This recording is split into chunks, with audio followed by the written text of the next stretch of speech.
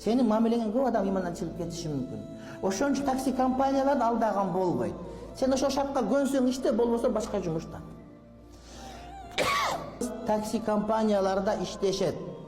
Taksi компания заказ таап бергени үчүн 20%дан 25% өздөрүн алып калат. Биз 20% компанияга бербеш үчүн клиенттер менен сүйлөшүп, отказ кылдырып коебуз. Калган 20% акчасы бизге арам эмеспи дейт. Арам. Алдап атасың бирөөнү, сен динден качырып атасың.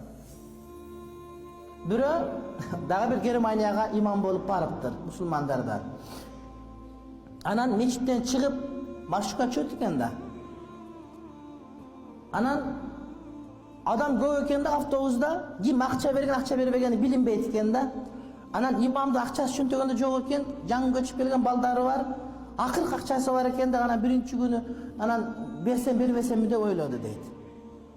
Анан мынтип берейин деп атып акчаны берди, берейин деп. Сдач кайтарат депчи. Кайтарганда, сдач кайтарганда тиги шофер буга көбүрөөк акчаны берип коюптур. Десепте 10 сом кайтарыш керек болсо, шофер 20 сом таш берип коюптур. Анан караса 20 сом адашып калды. Мага ошо 20 сом керек, 10 сом керек. Бул жок болчу менде үйгө нан ала барышым керек.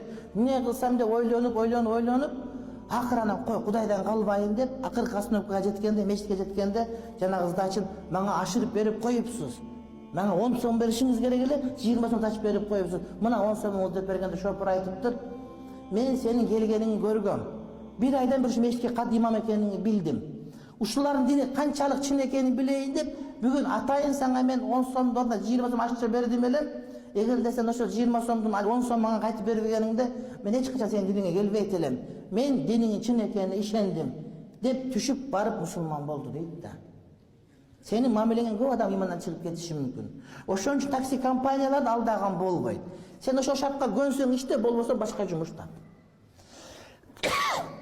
Мусулман эмести алдаса